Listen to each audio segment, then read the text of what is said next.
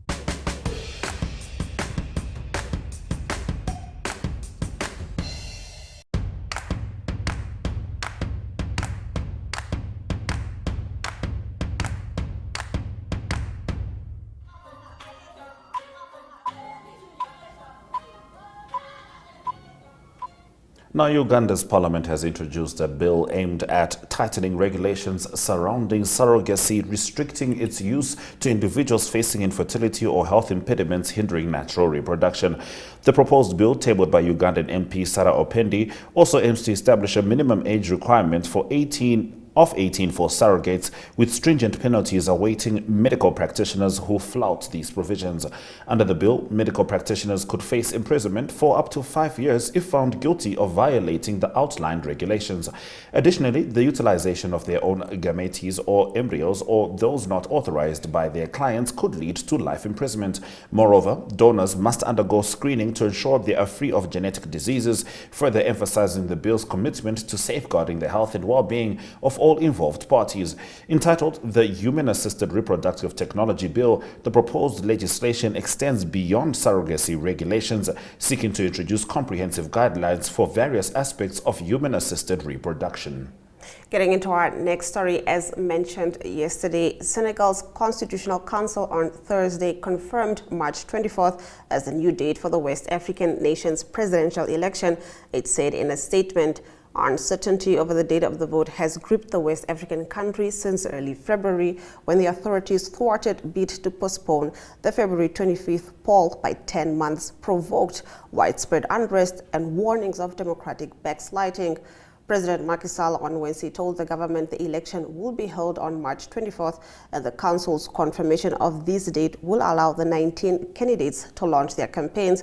From this evening onwards, I will be devoting myself fully to preparing for the presidential election to ensure a victory in the first round, said the ruling Beno Bok Yaka coalition's candidate Amada Ba in a statement late on Wednesday.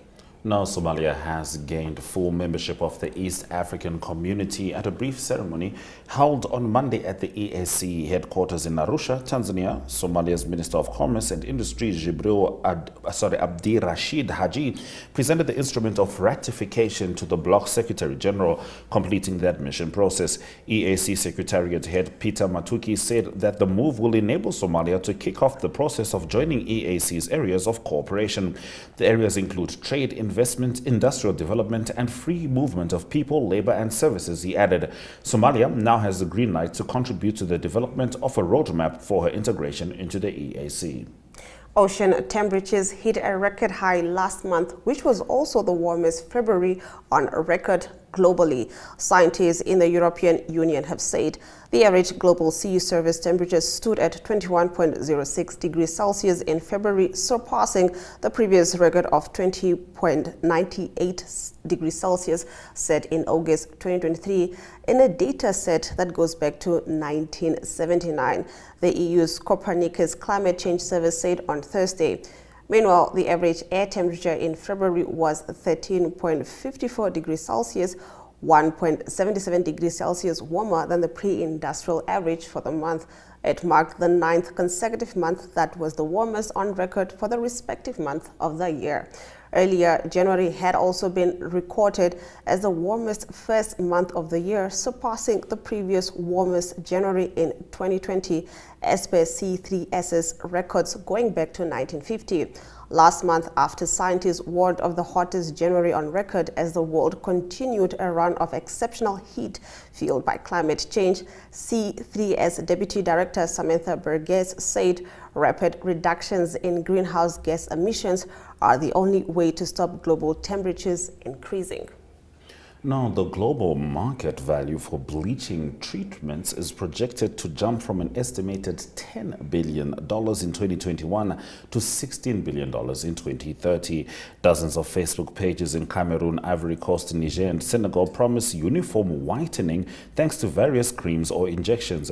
It is a gateway to a huge web of scams. A lab analysis requested by AFP of one particular popular product in Ivory Coast showed it contained no whitening agents. Experts also warned that the trend is far from harmless, with the World Health Organization in 2023 calling it a global health problem that needs urgent attention. Now, there is a growing number of customers across West Africa who seek to reduce the melanin in their skin because being fair is associated with higher status, privilege, and beauty. That is definitely said indeed. Yes, well, I mean, it's a product of racism. That's one of the things that happen there, and which is why it is important for Africans and everyone around the world to know that they are beautiful just the way they are. After the break, we talk to Mike Sichula in Zambia.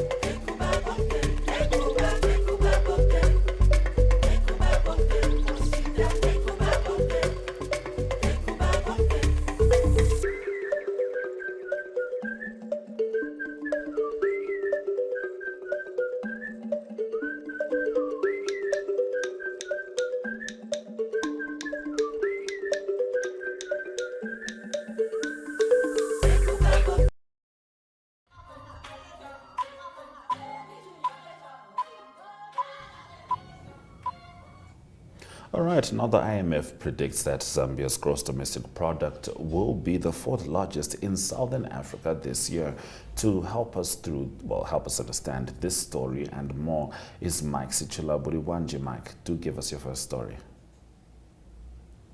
Tiri Bueno Muribwanji, Africa, good morning, and it's a lovely, happy Women's Day to all our ladies today. Yes, like you've stated, according to the IMF, Zambia is expected to become the largest fourth economy on the Southern African continent. So they fall behind South Africa, whose GDP is over 401 billion United States dollars. Second is Angola with 96 billion. Then third is Zimbabwe with 47 billion. Zambia on fourth, 31 billion GDP.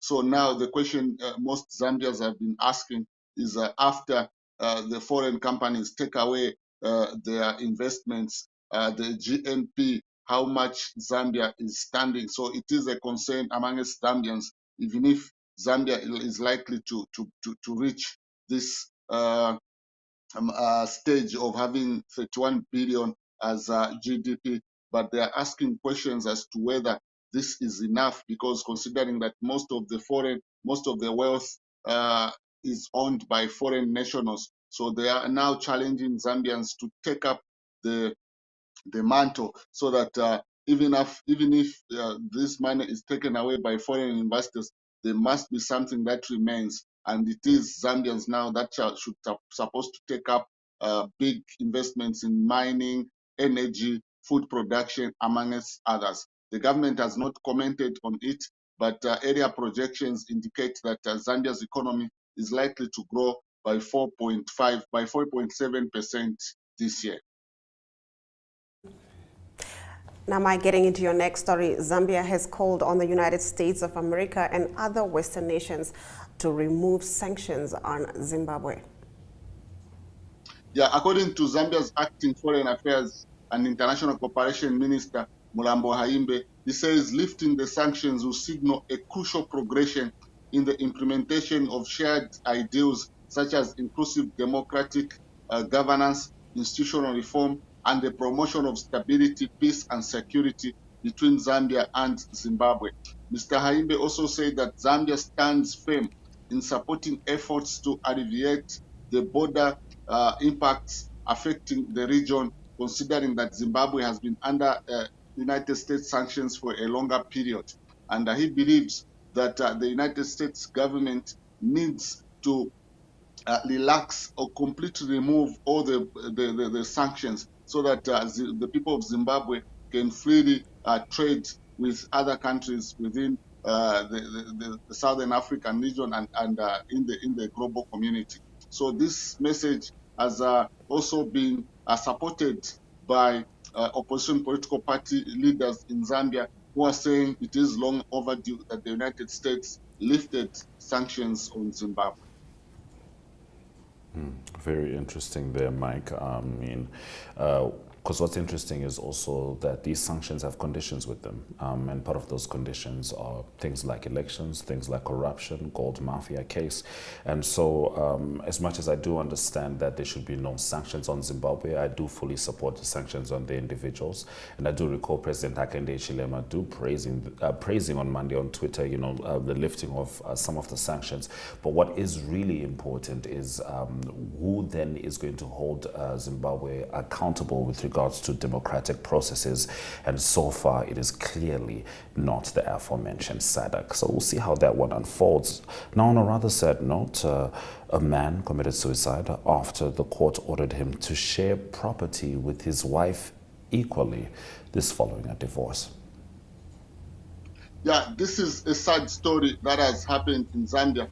The deceased is a ZESCO employee, Charles Ngoma, there in the picture. So the background is that on the 4th of this month, the matter went to court because him and his wife had been on separation for about a month. Then when they went to court, the court ruled that they were supposed to sell the properties that they owe together, then share the money equally. It is this judgment that angered the deceased, Mr. Charles Ngoma, who went to buy gasoline, and when he came, he sprinkled gasoline in the car. He also sprinkled it in the properties such as the house and others. So it was at the time that he wanted to ignite the fire that the fire also caught him. So when people came to rescue him, it was rather too late. By the time they took him to the health facility, he died because the burns were too severe. So that is how this matter unfolded. So it's just an issue of you have been on separation for about a month with your wife, then the court intervenes, then it is because of that Mr. Charles Ngoma is now late because he set himself on fire. That is really sad. Now moving on to your next story, Copper Queen Barbara Banda has signed for US-based side Orlando Pride, making the deal the second highest in history. Can you get into this? Yes, so Orlando Pride, the United States team, is yet to finalize a $740 United States deal for striker Barbara Banda from China. So this means once everything is finalized, this means the two most expensive women players in the world are both from Zambia. As you can see there, that is Barbara Banda on the right, then Kundananji on the left. Kundananji just recently signed for Bear FC in February for a record fee of 787,600 United States dollars. So this is a huge mark for Zambian women footballers, considering that they are breaking records in terms of transfer fees, and also a number of scouts now are expected to be looking out on the Zambian female women's league because of the two acquisitions that have made it in the United States of America. So it is some kind of good news, and it is expected that Barbara Banda will be playing alongside one of the world's best female players from Brazil, Mata, and she has said she will not comment much about the deal now until everything is finally signed. All right, certainly good news for the Copper Queens, Zambian football and women's football in Africa, actually. Thank you very much, Mike, for bringing us the news stories. Africa, good morning. Thank you very much. Do have a lovely weekend. We'll definitely have a great weekend. After the break, we get into our economic stories. But first, let's take a look at the weather predictions.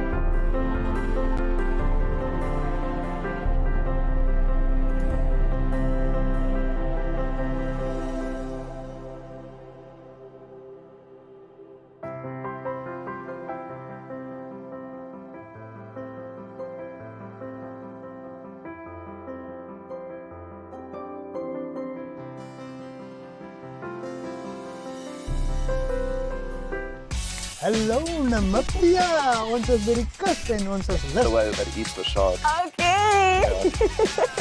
Okay, so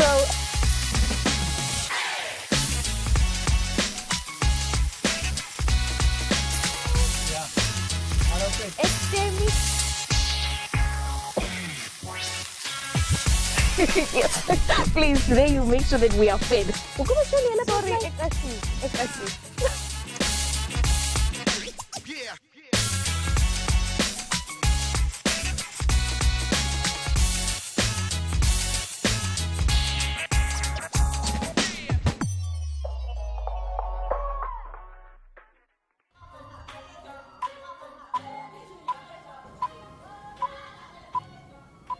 Now, this week has been a difficult one for numerous Johannesburg residents after their taps went dry on Monday evening following a power outage at Rand Water Eichenhof Power Pump Station. On Monday evening, City Power conducted emergency repairs on the feeder board at the Eichenhof substation after one of the isolators experienced a flashover. This resulted in Rand Water not pumping water and no alternative supply was available. By Tuesday, City Power said it had completed repairs and provided 100% power to Rand Water. On Thursday afternoon, Johannesburg said the systems are continuing to recover. However, the complete recovery was projected to take at least a few days to a week. in our next story, Egypt's pound held steady on Thursday, a day after the central bank let the currency plunge and announced a shift to a more flexible exchange rate system as Cairo secured an expanded $8 billion program with the International Monetary Fund. The pound hovered in the same range around 49.5 to the dollar it had settled at near closing on Wednesday. LSEG data showed before Wednesday's de facto devaluation and a steep interest rate hike, the central bank had held the currency for about a year at just under 31 pounds to the dollar. A more flexible exchange rate, a long key demand from the IMF is seen as crucial for restoring investor confidence in an economy that has been hobbled for the last 2 years by foreign currency shortage. All right, those have been our economic news stories. We're going to head over to the economic indicators just before Ari brings us the sport.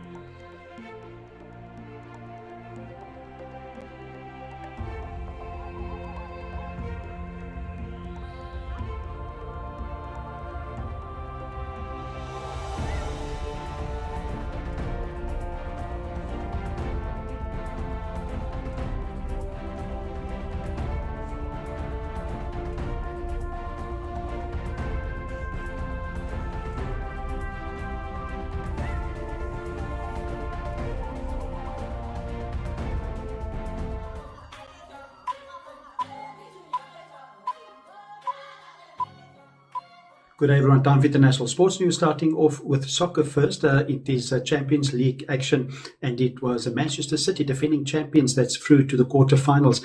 They, in the round of 16, they played against Copenhagen, and that was played at home. And it was Manchester City that won the game by 3-1, and that's for aggregate of 6 goals against 2.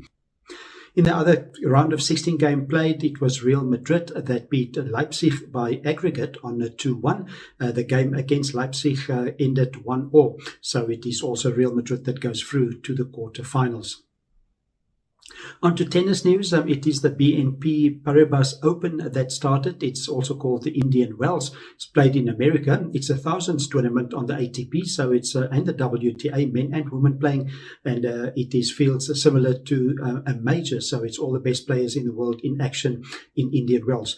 In the men's side, Andy Murray of Great Britain got off to a good start. He beat David Goffin by 6-3 and 6-2.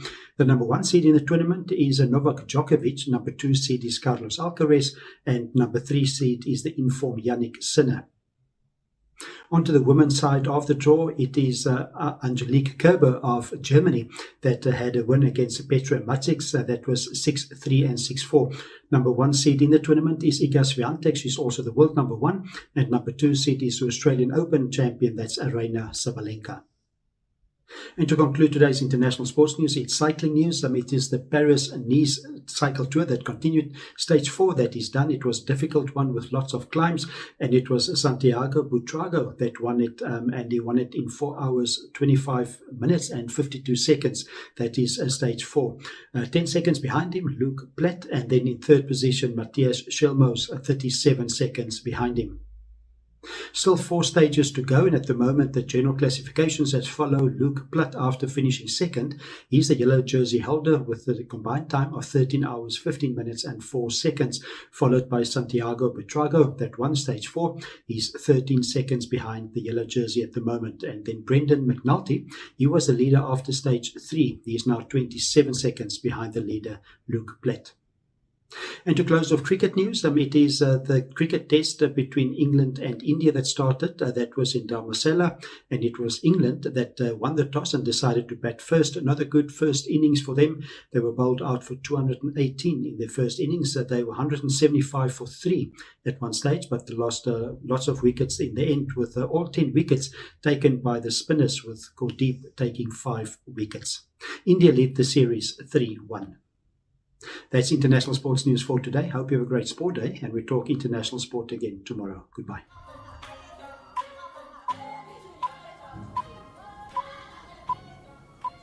Let's get into the highlights from this morning's broadcast. Senegal's Constitutional Council confirms March 24 as presidential election date. Johannesburg water crisis deepens. Taps remain dry. Recovery could take days.